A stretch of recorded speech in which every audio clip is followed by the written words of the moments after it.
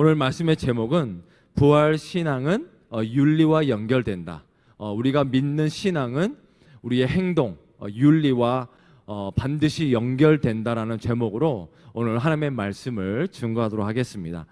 어제 이렇게 또 말씀을 부활에 대해서 계속 묵상하면서 참 이 복음의 능력, 이 부활의 능력이 참 너무나 이렇게 아름답고 깊다라는 것을 묵상하면서 밥을 먹고 있던 차에 참 두 가지 이 텔레비전에서 잠깐 밥 먹으면서 참 아주 복음적인, 아주 좀 이렇게 좀 기쁘게 만드는 그런 두 가지 사건이 있었어요. 어제 첫 번째 뭐였냐면 이 CTS에서 워낙 요즘 한국에 열풍이 부는 게 그 아메리카 갓 탤런트처럼 맞나?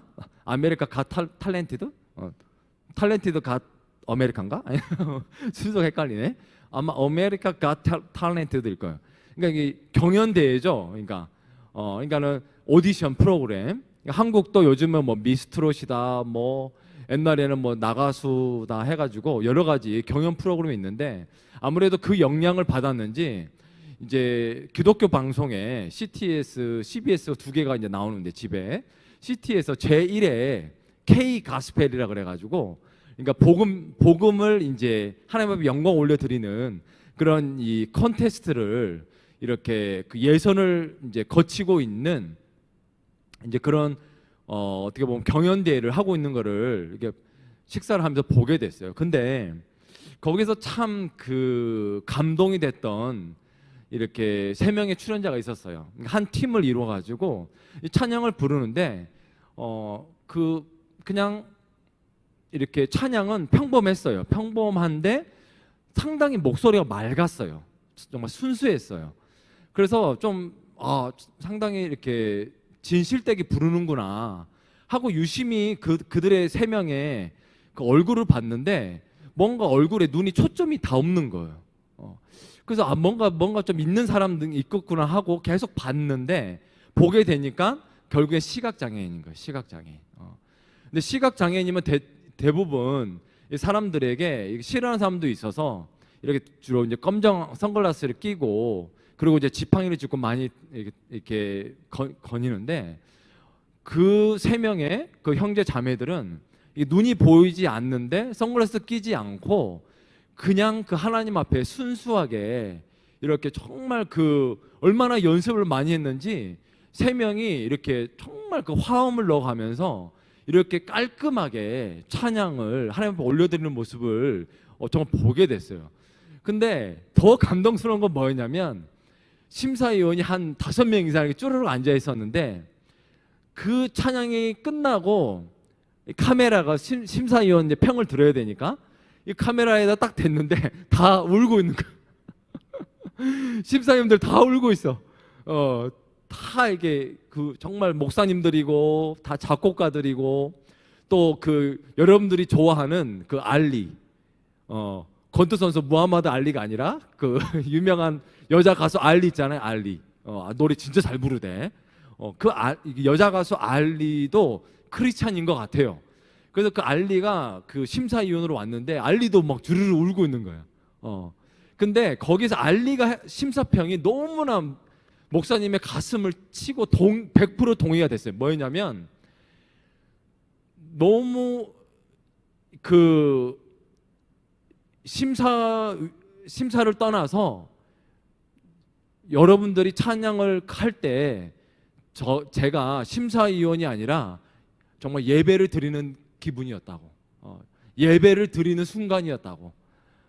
그러니까 여러분 그러면서 저도 그걸 느끼면서 이게 복음의 능력이구나. 이게 눈이 보이지 않는 자들이 정말 눈먼 바디메오가 예수님을 만났을 때에 정말 보이지 않는 세계가 열리고 참된 영적인 진리를 맛보면서 기뻐했던 것처럼 이 3명의 이 맹인의 이 시각장애인은 예수님을 만났구나. 정말 만났구나. 눈 떠져 있는 사람들이 만나지 못했던 정말 중요한 것을 이 세상에서 만났구나. 그거를 하나님 앞에 찬양했구나. 그러니까 어떻게 돼요? 정말 보이지 않는 정말 아름다움의 예수님이라는 복음을 만나서 그것을 있는 그대로 찬양하게 되니까 심사위원이 다 울고 있는 거예요, 여러분. 여러분, 그게 복음의 능력입니다. 그게 복음의 아름다움입니다. 여러분, 그 복음의 아름다움을 만나시길 바랍니다. 정말 그랬어요. 너무나 아름다운 거예요. 그러면서 같이 옆에 밥 먹고 있는 우리 예안이 루아에게 제가 막 바로 옆에서 막 설교를 해서 막 예안아 루아야, 아빠는 너 공부 잘하고 뭐 잘하는 거 그거에 아빠는 중요하지 않아. 저 시각 장애인처럼 눈이 보이지 않으면 하나님이 다른 거 주신 그 아름다운 목소리를 가지고 하나님 앞에 영광 올리면 돼. 예안이 네가 쿠킹이면 요리 잘한 거면 요리를 올리면 돼. 딴 거 다 잘할 필요 없어. 저 시각 장애인 봐. 저 보이지 않지만 하나님 앞에 순수하게 올려드림을 통해서 많은 사람에게 저렇게 가슴을 울리고 다 울리고 있잖아. 제가 그렇게 격려를 했어요. 여러분도 마찬가지예요. 우리 청년들도 여러분도 그런 시각 장애인처럼 남들과 비교해 봤을 때 내가 없는 게 있을 수 있어요, 여러분. 하지만 그거에 집중하지 말고 그 시각 장애인처럼 하나님이 여러분에게 주신 것에 집중하면서 그 선물을 여러분 갈고 닦으십시오. 그것을 정말 나를 어떤 모양이라도 정말 사랑해 주시는 그 예수님 바라보면서 여러분 인생을 살아내길 바랍니다. 그렇게 되면 하나님이 주신 그 달란트를 가지고 그 맹인 시각장애인이 수많은 심사위원들의 눈 떠 있는 심사위원들의 눈물을 자극했던 것처럼 여러분도 그러한 복음의 아름다움을 드러냄을 통해서 다른 사람에게 감동을 주는 그러한 청년들이 될 줄로 믿습니다. 여러분 그렇게 사십시오. 그걸 어제 느꼈고, 또 하나는 목사님이 스포츠를 좋아하니까 그 여자 배구, 한국 여자 배구 저 올림픽 하고 있잖아요, 여러분.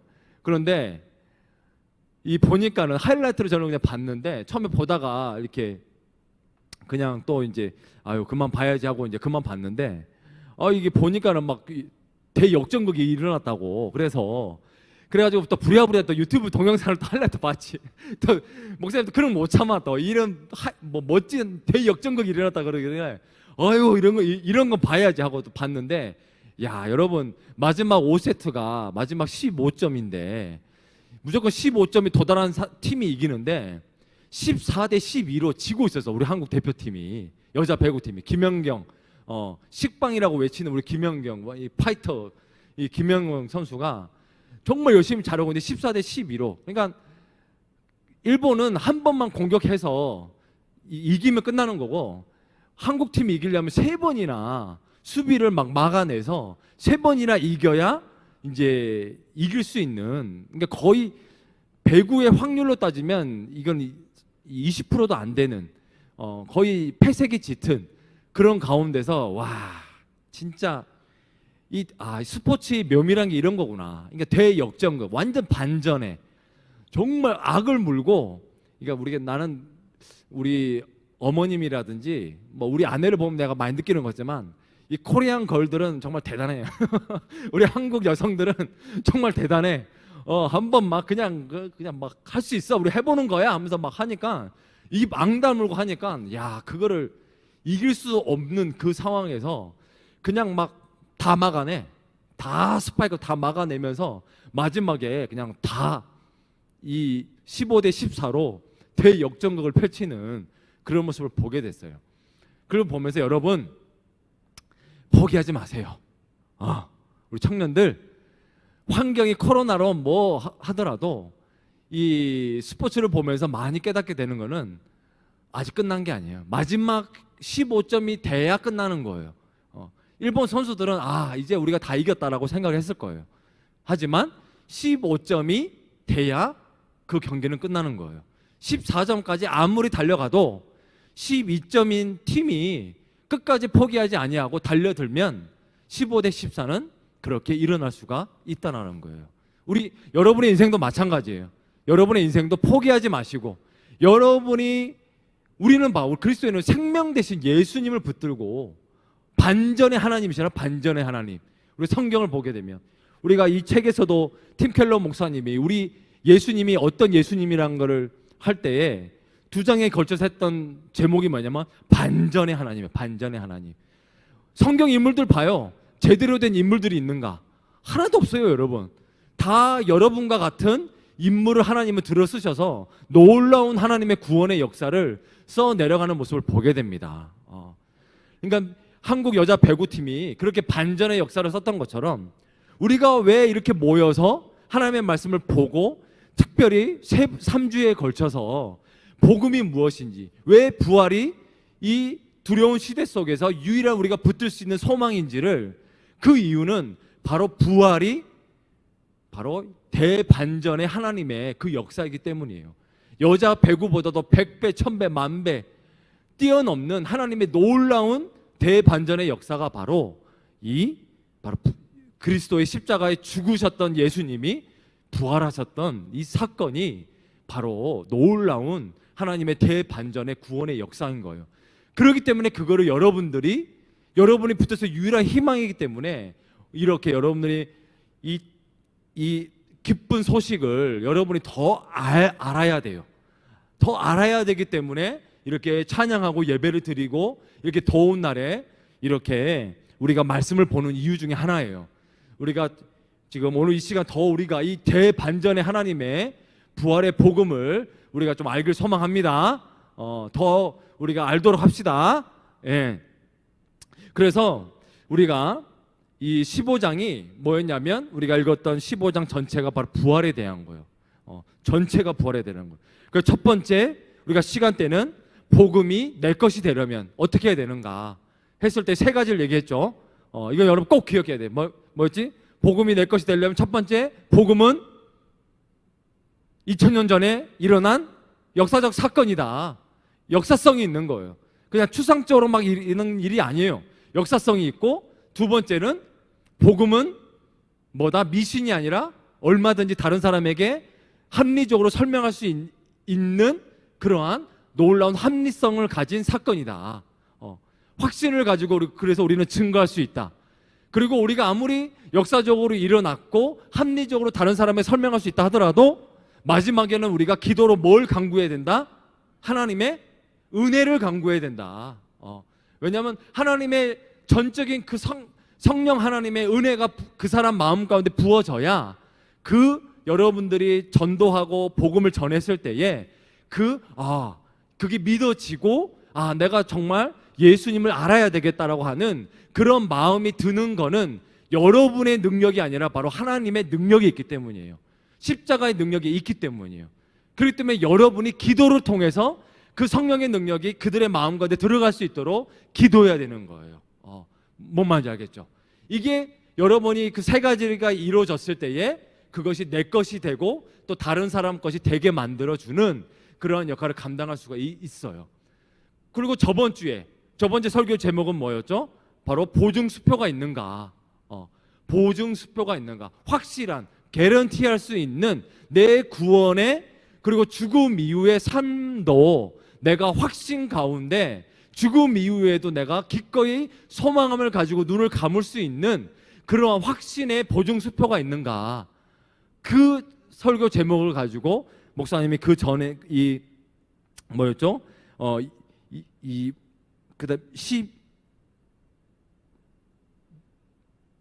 몇 절을 가지고 있죠? 12절 저번 주에 12절부터 26절까지 그렇죠. 그 제목으로 제가 그렇게 정말 7가지 죽은 자의 부활이 없다면 얼마나 그것이 초래하게 될 그 7가지의 논증을 제가 보여줬죠. 그러면서 죽은 자의 부활이 없다면 이러한 수많은 우리의 믿음도 헛것이요, 이렇게 목사님이 흥분하면서 전하는 것도 헛것이요, 여러분이 그 예수님 만나기 전에 죄의 종로로 했던 그 삶에서 또 벗어나지 못하고 또 죄 가운데 있을 것이요, 그리고 그 무엇보다도 우리가 가장 이렇게 더운 날에 시간을 내서 모여서 이렇게 서로 예배를 드리는 것 자체가 가장 불쌍한 사람이다 라는 것이 핵심적인, 죽은 자의 부활이 없다면, 예수님의 부활이 없다면 그런 일이 가장 우리가 불쌍한 사람들이 된다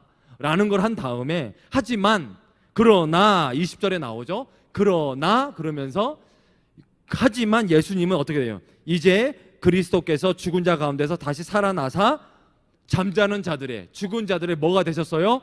예, 첫 열매가 됐다. 첫 열매가 됐다라는 것은 바로 보증수표가 되어 주셨다. 우리를 개런티 해주는, 믿는 자들에게는, 예수 그리스도 안에 있는 자들에게는 바로 예수님이 첫 열매가 됐던 것처럼, 죽은 자들의 첫 열매가 됐던 것처럼 여러분도 믿음 안에 있는 자들에게는 죽어서 천국에서 이루어질 놀라운 하나님의 그 축복과 능력이, 하나님의 나라의 능력이 믿는 자들에게 지금 현재에도 어떻게 된다? 임하게 된다. 그래서 성령을 쫓아 살아가게 되면 성령의 능력으로 열매를 맺게 된다. 그러니까 뭐예요? 목사님이 육체의 정욕을 쫓아 살아가지 말고 예수님 안에 거해서 성령을 쫓아 살아라. 그것이 여러분이 하루하루 싸워 이겨내야 될, 믿음으로 이겨내야 될 과제요, 의무인 거예요. 그게 예수님 안에 있는 자라면, 내가 정말 예수님을 믿는 자라면 여러분이 오늘 하루하루 싸우고 이겨내야 될 이 의무는, 사명은 바로 거기에 있는 거예요. 내가 세상적인 유혹, 또 내 안에 있는 죄성의 그 유혹에 내가 빠져들어가는 것이 아니라 정말 성령을 쫓아서, 하나님의 말씀을 쫓아서 내가 하루하루 살아가기를 다짐하면서 승리하면서 살아가는 것, 그게 바로 구원받은 자들의 예수 크리스찬으로서의 하루하루 승리하게 나아간다면 하나님의 권세가 여러분의 권세, 예수의 권세가 여러분의 권세가 되는 줄로 믿습니다. 그거예요, 그거. 그렇기 때문에 믿음이 중요한 거예요. 내가 예수 그리스도 안에 있는가.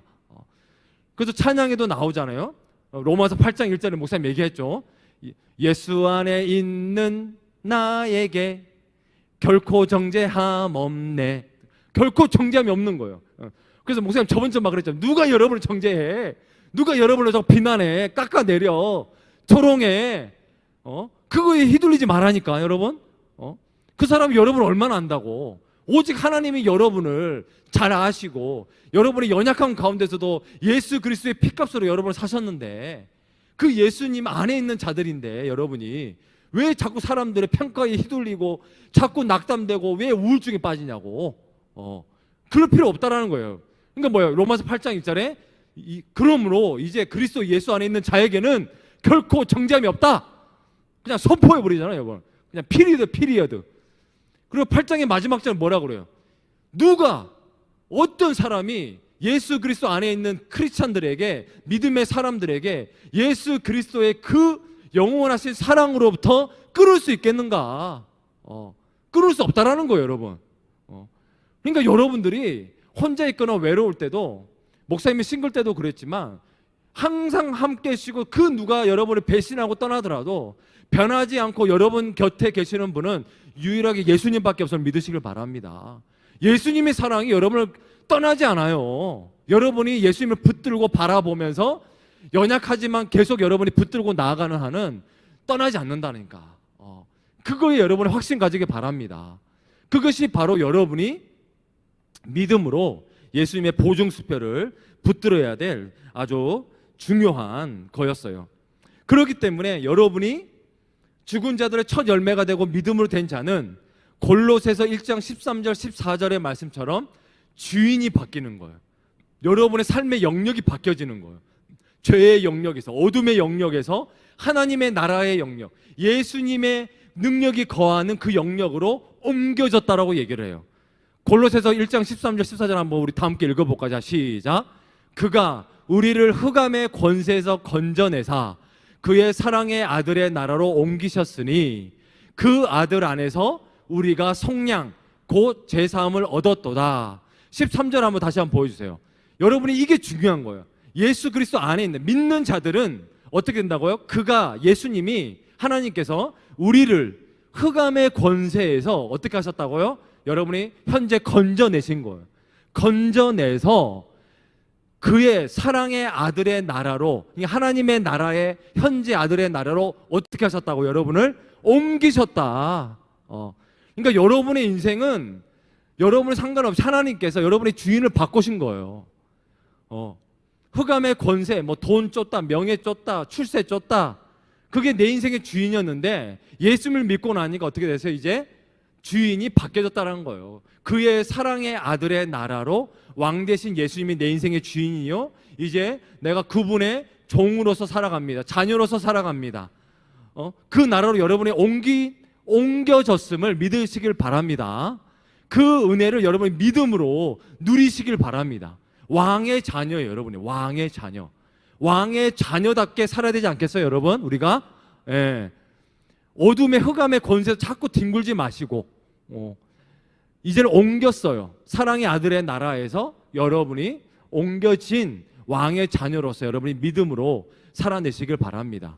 얼마든지 여러분은 하나님이 약속한 예수님의 권세를 누리면서 하루하루 승리하면서 나아갈 수 있어요. 그렇기 때문에 이 모든 통치와 24절에 모든 통치와 모든 권세와 능력을 멸하시고 나라를 하나님 아버지께 바칠 때가 나중에 온다 라고 하는 말씀이 바로 거기에 있는 거예요.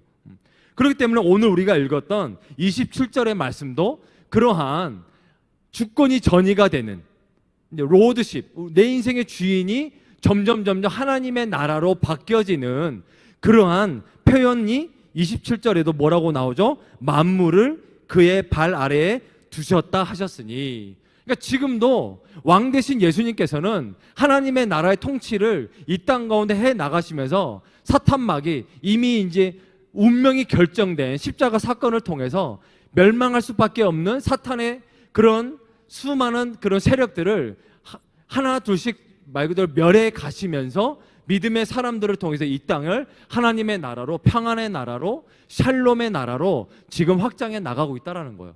그러니까 그 표현이 뭐예요? 만물을 그의 발 아래, 예수님의 발 아래 지금 계속 두고 있는 거예요. 여러분이 믿음으로 그것을 볼 수 있길 바랍니다. 정말 영적인 눈으로 하나님의 나라의 역사가, 하나님의 통치가 지금 계속해서 사탄 마귀는 멸해지고 믿음의 사람을 통해서 계속 그 복음의 능력이, 아름다움이 확장되고 있구나.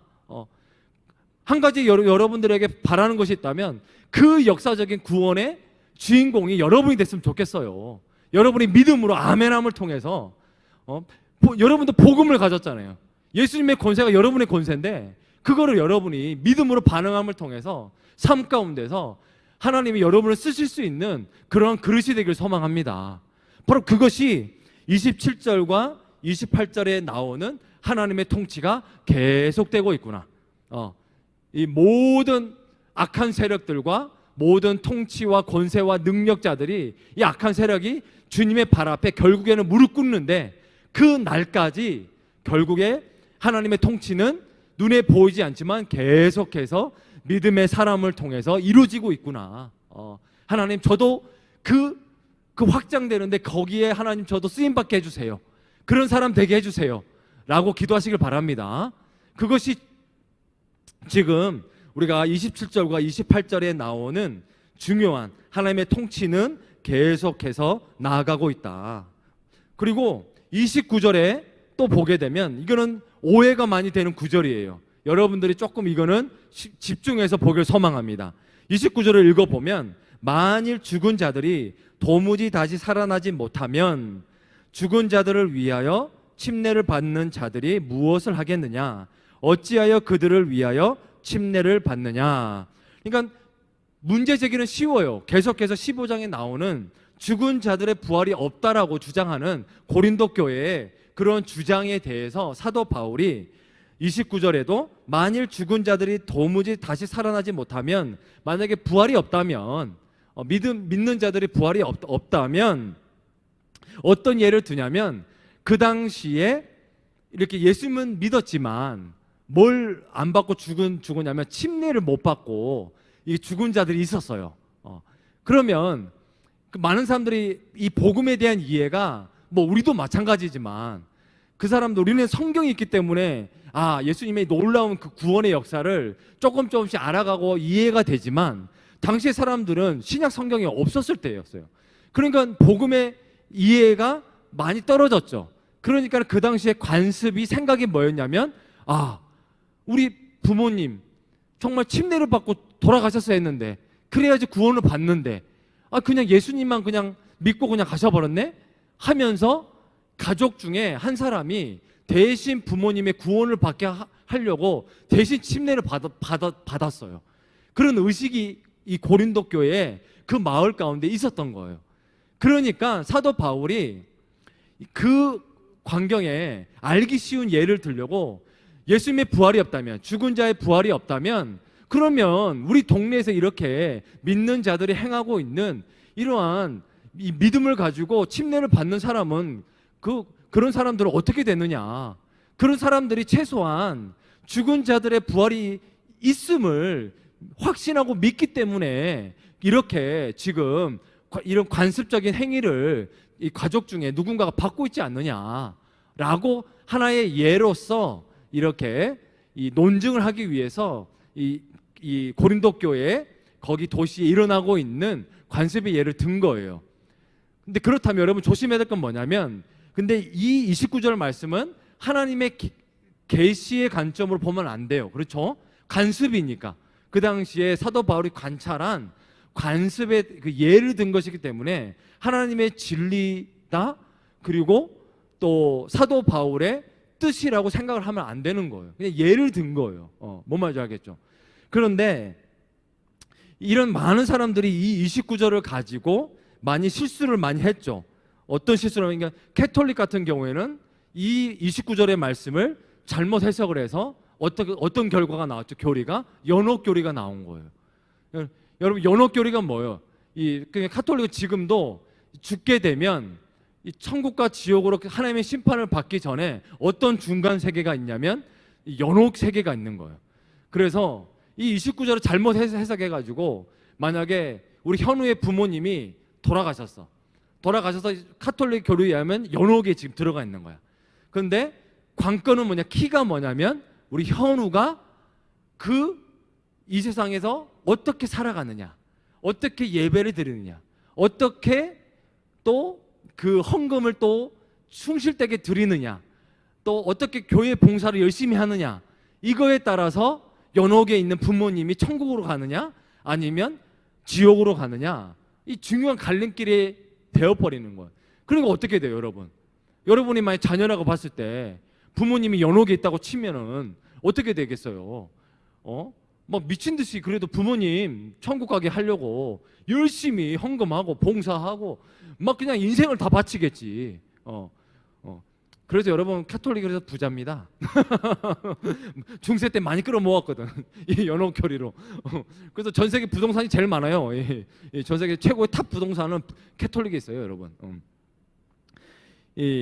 하지만 그래서 성경을 여러분이 주의 깊게 이런 29절 말씀 같은 경우는 잘 주의해서 보길 바랍니다.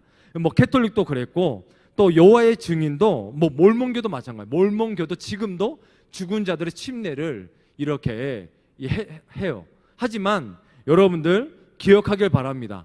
우리 예수님을 인격적으로 만난 자만이 여러분 구원받고 천국으로 가게 됨을 여러분 확신하길 바랍니다. 오직 예수님만의 길입니다. 그래서 뭐예요? 영어 성경에가 더 가슴에 와닿아요. 나는 길이요 진리요 생명이다 했을 때에, 나는 길이요 했을 때에 그 길이요 영어가 뭐냐면 I am the way인 거예요. The way. A way가 아니에요. kind of way가 아니에요. A way가 아니에요. The way인 거예요. 정관사 the way인 거예요. 그 뭐예요? 그 길밖에 없다라는 거예요. 그 길. 내가 바로 the way라는 거예요. 그 길. 그 길을 가는 자만이, 믿음으로 가는 자만이 구원을 얻을 수 있는 그런 길이라는 거예요. 그래서 여러분 사도행전 4장 12절 말씀 한번 봅시다. 요한복음 4장 12절. 자, 우리 다 함께 읽어보자. 시작. 다른 이로서는 구원을 받을 수 없나니 천하 사람 중에 구원을 받을 만한 다른 이름을 우리에게 주신 일이 없음이라 하였더라. 여러분 아멘입니까? 명확하게 나와요. 다른 이로서는 구원을 받을 수 없다. 천하 사람 중에 구원을 받을 만한 다른 이름을 우리에게 예수 그리스도 외에는 다른 주신 일이 없음이라 라고 얘기를 하는 거예요. 그러니까 예수님이 그래서 요한복음에 I am the way라고 하는 거예요. A way가 아니고, 그리고 kind of way가 아닌 거예요. 바로 the way라고 강조를 하는 거예요. 여러분 예수님의 그 길로 가길 바랍니다. 그렇게 믿음으로 나아가길 소망합니다. 그렇기 때문에 요한복음의 11장 25절 26절에도 우리 한번 다 함께 읽어볼까요? 자, 시작. 예수께서 이르시되 나는 부활이요 생명이니 나를 믿는 자는 죽어도 살겠고 무릇 살아서 나를 믿는 자는 영원히 죽지 아니하리니 이것을 네가 믿느냐? 여러분 믿습니까? 아멘 해야 됩니다. 여러분 예수님이 여러분에게 지금도 제자들에게 말한 것뿐만 아니라 여러분에게도 지금 요한복음의 이 말씀 여러분에게도 도전하고 있는 거예요. 내가 부활이요 생명이다. 왜 생명 앞에 부활, 왜 생명이 앞에 아니라 부활이 먼저일까요? 여러분 한번 이것도 생각해 볼 필요가 있어요. 왜 예수님이 나는 생명이고 부활이다 하지 않고 나는 부활이요 생명이다라고 했을까요? 왜 그랬을까? 한번 생각해 볼 필요가 있어요. 여러분 생명인데 부활의 생명이라는 거예요. 뭐예요? 생명의 성격을 정의해줘요. 그것은 뭐냐? 죽음까지도, 죽음의 권세도 멸망시키고 정복하는 그 부활의 권능의 힘을 가진 생명이라는 거예요. 여러분 죽음을 정복하는 생명이라는 거예요. 그게 바로 뭐예요? 바로 예수님이라는 거예요. 그것을 믿느냐라고 여러분에게 도전하고 있는 거예요. 우리 혜진이 믿습니까? 네. 아멘 하길 소망합니다. 우리 민지 믿습니까? 아멘 하길 소망합니다. 우리 예수님이 나는 부활이요 생명이다라고 여러분에게 네가 정말 믿느냐라고 도전하는 이유는 아주 그러한 중요한 생명은 어떤 생명? 생명도 여러 가지 생명이 있잖아요. 하지만 예수님이 부활이요 생명이라고 하는 그 말 속에는 내가 주는 생명은 다른 사람이 주는 생명하고 달라. 내가 너에게 주는 생명은 바로 죽음의 권세도 멸해버리는, 다시 일으켜 세우는 그러한 죽음을 정복하는 생명이라는 거예요. 여러분 여러분의 그 생명을 믿음으로 아멘 하시길 바랍니다. 받아들이시길 바랍니다. 그것이 바로 이렇게 29절의 말씀을 여러분이 잘 해석하고 그리고 유일하게 인격적으로 예수님을 인격적으로 믿음으로 반응하는 자들을 통해서 이런 놀라운 하나님의 성령의 능력이 내 삶 가운데 임하게 됨을 여러분 믿으시길 바랍니다. 그것이 바로 이 29절에 나오는 사도 바울이 죽은 자의 부활이 없다고 하는 자들에게 야 우리가 살아가는 저 행하는 관습을 봐라. 좀 모습만 보더라도 최소한 죽은 자의 부활을 믿기 때문이 아니냐라는 거고, 그 다음에 좀 더 쉬운 이제 근거가 나와요. 죽은 자의 부활이 없다면 30절, 31절, 32절에는 먼저 31절을 볼까요? 또 어찌하여 우리가 언제나 위험을 무릅쓰리요. 형제들아 내가 그리스도 예수 우리 주 안에서 가진 바 너희에 대한 나의 자랑을 두고 단언하노니 나는 날마다 죽노라. 그 다음 30 뭐예요? 죽은 자의 부활이 없다면 사도 바울이 너무나 쉽게 얘기하죠. 어째서 우리가 언제나 이렇게 위험을 무릅쓰고 복음을 전하겠냐라는 거예요. 그렇잖아요 여러분. 죽은 자의 부활이 없고 예수님의 부활이 없다면 뭐 미쳤다고 그래 풍랑이 일어가는 배를 타고 다니면서 목숨을 걸고 위험을 감수하고 수많은 그런 이 어려움의 반대자들에게 돌멩이 맞아가면서 그런 위험을 왜 감수하겠냐는 거예요. 예수님의 부활이 없다면. 바로 그 얘기예요. 30절에. 그렇죠 여러분. 부활이 없다면 그냥 말 그대로 그냥 고생만 하는 거예요. 그는. 그 다음에 31절에도 바로 그런 얘기예요. 나는 날마다 죽노라는 뜻은 나는 날마다 복음 때문에 그러한 고난을 겪노라. 그런 고난이 내 앞에 있노라. 바로 그런 얘기를 하고 있는 거예요. 그 다음에 32절이 중요해요. 32절에 오늘 이 설교의 제목처럼 부활 신앙은 윤리와 연결된다라고 하는 구절이 핵심 32절인데 뭐였냐면 내가 사람의 방법으로 에베소에서 맹수와 더불어 싸웠다면 내게 무슨 유익이 있으리요. 죽은 자가 다시 살아나지 못한다면 내일 죽을 터이니 먹고 마시자 하리라. 그렇잖아요 여러분. 만약에 예수님의 부활이 일어나지 않았고 우리 죽은 자의 부활이 믿는 자들이 정말 일어나지 않는다면 정말 우리가 이 세상이 다라면 여기 나왔던 것처럼 32절의 말씀 이 세상이 정말 다라면 그냥 먹고 마시고 즐기며 노새 젊어서 노새, 늙어서 이빨 빠지면 놀 수 없나니. 그러면서 여러분이 지금 최고 전성기 때잖아. 지금 20대 30대가 최고 전성기 때인데, 이럴 때 왜 밤늦게까지 공부할 필요가 뭐가 있어요, 여러분? 이 세상이 다라면 결국에는 시간 지나면 목사님처럼 이렇게 머리 빠지고 이빨 빠지고 그렇게 돼. 정말 마음껏 놀 수 있고, 정말 이렇게 잠 안 자고도 놀 수 있는 시기는 20대 30대야. 근데 여러분, 마음껏 이 세상이 다라면 마음껏 놀 수 있는 거지. 그잖아요, 여러분. 마음껏 놀고, 마음껏 잠 안 자고, 마음껏 상무지구에서 막 흔들고 춤추고, 그게 오히려 더 합리적일 수 있다라는 거예요. 이 세상이 다라면. 뭐 그냥 늙어서, 결국 늙어서 놀고 싶어도 못 놀아요, 여러분. 힘이 없어서. 근데 바로 그거예요. 그러니까 우리가 하나님이 없다고 했을 때, 예수님의 부활의 신앙이 없다고 했을 때는 사도 바울이 말했던 것처럼 그냥 내일 죽을 터이니 먹고 마시자 하리라. 그게 어떻게 보면 합리적인 거예요. 그잖아요, 여러분. 저도 만약에 예수님이 나의 죄를 위해서 죽으시고 또 이 부활하심에 그게 없다면 목사님은 그냥 지금도 상무지구 와서 열심히 그냥 이 몸 흔들면서 재밌게 놀 것 같아. 그게 합리적이니까. 왜냐? 시간 지나서 늙어지면 근데 놀고 싶어도 못 놀고 결국에는 죽으면 끝인데 왜 공부하고, 왜 잠 안 자고, 왜 밤늦게까지 스트레스 쌓여가면서 일하는 이유가 뭐예요, 여러분? 여러분, 왜 그렇게 힘들게 20대 때 고민하면서 스트레스 쌓아가면서 일을 하며 공부하는 이유가 뭐예요? 놀 수 있는데. 바로 그 부분이 지금 사도 바울이 예수님이 부활하지 않았다면, 죽은 자의 부활이 없다면 차라리 우리보다 더 합리적인 인생이 바로 그렇게 먹고 마시자. 내일은 어차피 죽을 텐데 우리가 언제 죽을지 모르잖아요, 여러분. 그러면 언제 죽을지 모르는 인생인데 마음껏 놀다 가야지.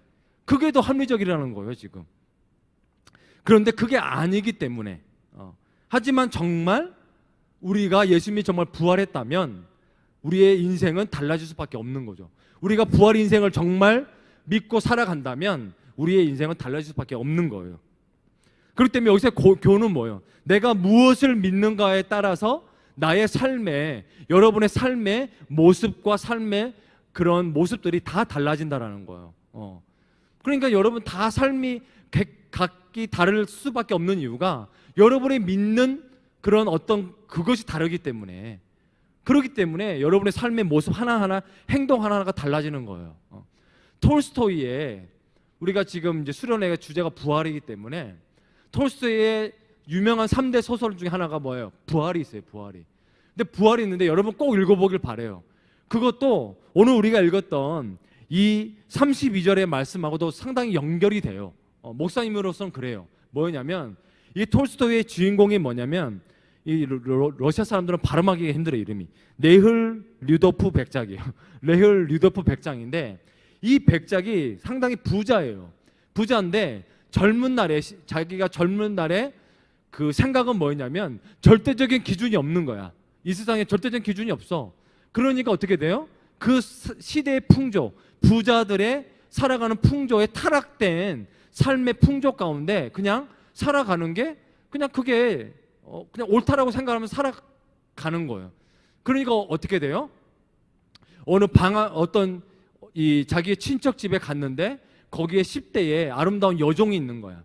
여종이 있으니까 그 당시에 뭐 부자들, 귀족들은 어떻게 해요? 마음에 들면 그냥 막 이렇게 막 겁탈을 해도 그 당시에는 그게 그냥 대세였거든. 그러니까 뭐 시대 풍조에 따라서 살아가는 그 백작 주인공이기 때문에 그냥 아무렇게나 그냥 마음에 드니까는 그냥 겁탈해서 임신을 시켜버려요. 그러니까는 그 아름다운 그 영혼의 이 여자 주인공이 이 미슬로바인데, 이 마슬로바가 결국에는 이 자신의 영혼이 짓밟히게 되고 또 임신하게 돼서 쫓겨나요. 쫓겨나게 됨을 통해서 거의 밑바닥에, 옛날에는 이렇게 여자들이 쫓겨나면 생계 수단이 없기 때문에 거의 99% 빠지는 게 이제 매춘부로 빠지게 돼요. 그래서 자신의 모든 그 삶이 망가지는 그래서 힘이 또 없다 보니까 어떤 사건에 또 연루가 돼서 억울하게 재판정까지 또 이제 형을 살게 돼요. 그런데 이제 배심원의 자격으로 이 남자 주인공인 네올 루도프 백작이 배심원의 자격으로 딱 앉아 있는데 비참하게 선고를 지금 받고 있는 그 마슬로브를 보게 되는 거예요. 목격하게 되는 거예요. 근데 거기에서 자신이 어마어마하게 이 하나님의 주신 그 양심의 찔림을 받게 돼요. 그리고 엄청나게 죄책감에 시달리게 돼요. 근원적으로 나 때문에 저렇게 영혼이 망가지고 저렇게 비참하게 매춘부 생활을 하면서 또 힘이 없어서 저렇게 사람들에게 또 누군가의 이 형량을 또 본인이 살게 되는 그런 비참함의 인생을 또 살게 되는구나 라는 거를 죄책감에 시달리게 되면서, 그러면서 이 참 톨스토이의 본인의 그 인생관을 담아서 뭘 하게 되냐면 신약 성경을 읽게 돼요. 이 백작이 신약 성경에 예수 그리스도의 이 사랑하심, 섬김, 희생에 그걸 통해서 이 복음의 능력을 이 백작이 맛보게 되는 거예요. 그러면서 정말 자기 마음대로 살아왔던 그런 꺼리낌 없던 인생에서 자신의 내면에서 이 뭐가 일어나요?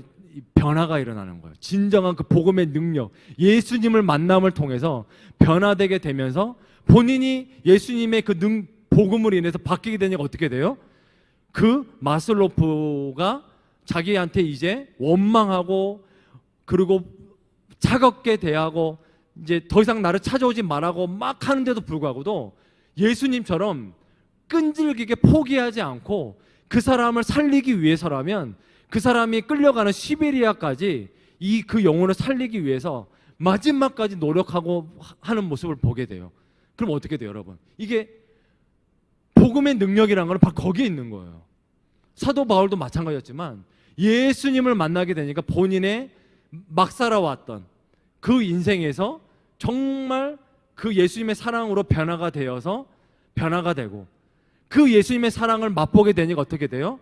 자신이 무참히 그 밟았던 그 마슬로프의 그 영혼을 살리게 만드는, 다시 부활시켜주는, 다시 회복시켜주는. 그러면서 어떻게 돼요? 이 백작이 예수님을 만나게 되고 세상의 불의를 보기 시작하는 거예요. 예수님의 복음을 만나게 되고 정말 참된 사랑을 만나게 되니까 예수님의 이 땅 가운데 삶을 정말 만나게 되니까 자신이 모든 땅과 그런 것들을 누리면서 살아가면서 아무런 꺼리낌 없이 죄를 지면서 살았던 인생에서 자신의 가졌던 그 땅들을 이 수고하고 있는 농부들에게 하나 둘씩 나눠주는, 정말 상상할 수 없는 그러한 사회적인 변화까지 그렇게 역사하는 모습을 보게 돼요. 근데 여러분, 이거는 이 톨스토이의 본인의 인생사를 반영한 그러한 작품이 바로 그 부활입니다. 본인이 그걸 그렇게 살아왔거든. 막 살았어요. 주님 만나기 전에. 그러면서 막 죄가 죄인지도 모르고 막 그냥 방탕하게 술, 여자 그냥 맡기고 살았던 인생이었어요. 근데 예수님을 만나고 나서 자신의 삶이 완전히 변화돼요. 그러면서 자신이 가졌던 그 수많은 권력과 땅들을 하나 둘씩 자신에게 섬기고 있는 이 노예들에게 그 땅을 물려주게 되는, 다 갚아주게 되는. 그러면서 뭐예요? 그러면서 책 제목이 부활이라는 게 이해가 되는 거예요.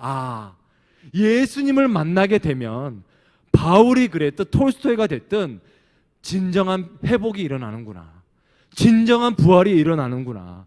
나의 내면이 먼저 일어나게 되고 회복이 되어지고, 그리고 내 그 사랑했던 대상들이 마슬로프의 그 질밥했던 영혼이 그 예수님의 사랑으로 다시 회복되어지고 부활되어지고, 그리고 예수님의 사랑을 아는 자를 통해서 어떻게 돼요? 그 공동체가 또 회복되어지는, 땅을 나눠줌을 통해서 그 예수님의 은혜에 감격해서 내가 가지고 있는 것을 이제는 놓아주는, 살만큼만 살아가는 것에 만족하게 되는, 그래서 그 주위에 있는 공동체가 살아나는. 그래서 톨스토이의 그 소설의 제목을 부활로 잡았구나. 예수님만이 부활할 수 있구나.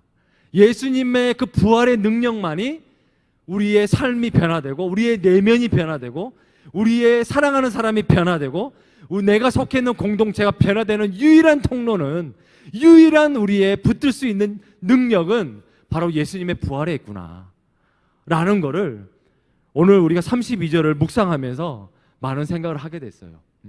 예수님의 부활이 없다면 그냥 먹고 마시는 게 그게 합리적인 거예요. 하지만 바울처럼, 톨스토이처럼 정말 예수님의 부활을 만난 자들의 삶은 그냥 그렇게 살 수 없어요. 변화되니까. 내 안이 변화되고 내 삶이 변화되니까 그냥 예수님 만나기 전의 삶으로 우리는 살 수 없습니다. 바로 그 얘기를 하게 돼요. 그래서 내가 무엇을 믿는가, 내가 예수님의 부활을 믿는가 믿지 않는가, 그거에 따라서 나의 삶은 그렇게 달라질 수밖에 없다라는 거예요. 그것이 오늘 사도 바울이 32절에 이렇게 증거하고 있는 모습을 보게 돼요. 마지막으로 33절과 34절에는 정말 여러분들이 믿음으로 예수님의 그 부활의 능력과 아름다움, 사도 바울과 톨스토이가 삶이 변화됐던 그러한 것을 여러분 삶 가운데 정말 누리기 위해서는 몇 가지 사도 바울이 현실적인 지침을 내려줘요. 첫 번째 33절을 보면 속지 말라. 속지 말라. 그 말은 뭐예요? 말씀을 여러분 삶 가운데 가까이에서 옳고 그름을 판단할 때 분별력 있게 판단하는 거예요. 그냥 무턱대고 톨스토이가 젊었을 때 그냥 남의 그런 얘기에 듣다가 그냥 죄가 죄인 줄도 모르고 막 살지 말고 변하지 않는 우리의 옳고 그름의 절대적인 도덕적인 관념을 우리에게 기준을 세워주시는 영혼의 닭과 같은 이 말씀을 가지고 여러분이 분별력 있게 판단해 나가라는 거예요. 그러면 어떻게 돼요? 여러분이 하루하루 삶 가운데 큐티 말씀이라도 여러분이 말씀으로 여러분이 자꾸 내 영혼의 탓에 옳고 그름을 잘 분별 있게 판단할 수 있는 말씀을 더더욱더 사모하시길 바랍니다. 예. 그게 있어야지 여러분이 속지 않게 돼요. 말씀이 없으면 여러분은 100% 여러분 속임 당합니다. 속임 당할 수밖에 없어요. 왜냐? 이 사기꾼들은 여러분이 마음 가운데 어떤 욕망을 가지고 있는 걸 너무나 잘 알거든. 여러분 두렵다는 걸 알고, 미래에 두렵다는 걸 알고, 돈이 별로 없다라는 걸 알고, 대박 난다라는 거를 원한다는 걸 알기 때문에 단기간에 대박 나게 해줄게, 수익 나게 해줄게, 이러면 다 여러분 다 듣잖아. 그죠 여러분? 목사님도 옛날에 20대 초반에 그래서 서울 송파에 다단계로 거기까지 갔어. 짐 싸들고 부모님 제가 서울에 가서 제가 한번 해보겠습니다 하고 갔다가 완전히 그냥 일주일에 그냥 붙잡혀가지고 그냥 지갑도 뺏기고 그냥 가방도 뺏기고 다 뺏겼어. 근데 기적같이 그냥 내려왔지. 그렇게 돼요 여러분. 말씀이 없으면 그렇게 돼요. 목사님도 그렇게 완전히 말씀이 없으니까 그냥 친한 형이 야 내가 너 무역회사 취업시켜줄게. 거기에서 너가 조금만 고생하면 정말 한 달에 300 이상 벌 수 있어. 그러니까 얼마나 기가 솔깃해. 우와 나를 그렇게 채용해 준다고? 내 주제 파악은 못하고 내 능력 없는 거는 주제 파악 못하고 그것에 솔깃해가지고 그냥 가서 알고 봤더니 다단계였어. 여러분 말씀이 없으면 그렇게 돼요 여러분. 여러분 말씀을 마음가운데 붙이시길 소망합니다. 바로 그걸 사도 바울이 속지 말라. 그 다음에 두 번째 지침은 뭐예요? 악한 동무들은 선한 행실을 더럽히나니. 여러분 주위의 친구들, 크리스찬 친구들 많이 사귀길 바랍니다. 여러분 우리 두 종류의 친구들 있잖아. 예수님을 믿는 친구들, 안 믿는 친구들. 예수님이 교회를 주신 이유는 여러분이 예수님 닮아가고 외롭지 않고 고독감 느끼지 않고 이 험난한 세상 가운데 정말 그래도 서로 격려하면서 예수님 닮아가는 안전한 공동체를 주신 게 교회예요. 그러니까 여러분의 형제 자매들을 소중히 하시길 바랍니다. 우리가 왜 예배 끝나고 그냥 가지 아니하고 우리 형제 자매들끼리 동사 모임 하는 이유가 바로 거기에 있는 거예요. 서로 격려하고 서로 힘을 받고 서로 그렇게 해 나가야 여러분이 이 험한 세상 가운데 외롭지 아니하고 서로 격려하면서 나아갈 수 있기 때문에, 바로 거기에 있기 때문이에요. 그렇지 않고 만약에 나쁜 친구들 막 그냥 입에 막 그냥 거칠고 막 욕하고 막 뒤에 막 드라곤 막 용 새겨져 있는 그런 친구들이 여러분이 주위에 너무 많다면 사도 바울은 경고해요. 뭐라 얘기하죠? 악한 동무들은 선한 행실을 더럽힌다. 영어 성경이 더 알기 쉬워요. 뭐냐면 여러분이 하나님이 주신 여러분의 선한 성품, 성격을 어떻게 한다면 커럽트 시킨다는 거예요. 부패시킨다라는 거예요. 그렇기 때문에 여러분이 교회 공동체를 중요시 여기고 그리고 여러분이 이 형제 자매들을 교제를 여러분이 이렇게 소홀히하지 말고 더 교제를 나누시길 바랍니다. 그게 바로 예수님이 주신 귀한 교회 공동체 형제 자매들 주신 이유예요. 그다음에 34절에 뭐라 얘기하죠? 깨어 의를 행하고 죄를 짓지 말라. 하나님을 알지 못하는 자가 있기로 내가 너희를 부끄럽게 하기 위하여 말하노라. 여기에서 뭐예요? 하나님을 알지 못하는 자가 있기로. 고린도 교회에서도 하나님의 복음에 대해서, 예수님의 죽으심과 부활의 복음에 대해서 제대로 알지 못하기 때문에 자꾸 가짜 뉴스 퍼뜨리고 자꾸 부끄러운 짓을 행한다라는 거예요. 자꾸. 왜냐하면 고린도 교회도 정말 복음을 잘못 이해하니까 방탕하게 되고 부끄럽게 막 그냥 막 마냥 진리 마냥 막 그냥 그냥 담대하게 막 그냥 이렇게 그 무대뽀로 말하고 있는 그러한 성도들이 많았다라는 거예요. 그렇기 때문에 뭐예요? 여기 34절에서 여러분이 경고로 삼아야 되는 것은 하나님을 아는 지식이, 올바른 지식이 이렇게 예배를 통해서, 동산 모임을 통해서, 우리 형제 자매들의 교제 가운데 큐티를 통해서 하나님을 아는, 복음을 아는 지식을 여러분이 매일매일마다 알고자 하지 아니하면 여러분이 사도 바울이 얘기했던 것처럼 고린도 교회 성도들처럼 부끄러워야 되는데 부끄러운지도 모르고 그냥 막 신앙생활하는 경우가 많다라는 거예요. 대표적인 고린도 교회에서 부끄러웠던 그런 사건들이 있었죠. 뭐냐면 예수님을 안 믿는 사람도 하지 않는 그런 그냥 이 불륜과 그냥 막 그런 뭐 근친상간 같은 거를 고린도 교회에서 버젓이 했었어요, 여러분. 복음을 잘못 이해하니까. 대표적인 게 그거였어요. 나는 예수님 안에 자유로운 자기 때문에, 이제는 예수님이 나를 구원해 줬기 때문에 이제는 내 육체는 그냥 언젠가는 그냥 썩어 그냥 흙으로 가기 때문에 나는 이제 구원 받았기 때문에 이제는 우리 어머니 그냥 홀로 사시네. 그러니까 나는 그냥 같이 살 거야. 그냥 부부처럼 살 거야라고 하면서 그렇게 살아갔던 것이 고린도 교회에 있었다라는 거예요. 그걸 너무나 자연스럽게, 너무나 그냥 이렇게.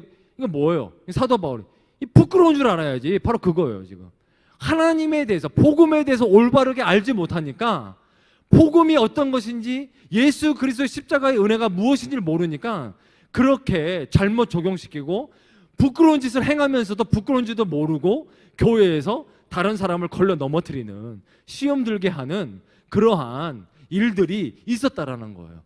그렇기 때문에 사도 바울이 하나님을 알지 못하면 부끄러운 자 되는 거예요. 부끄러운 자 되는.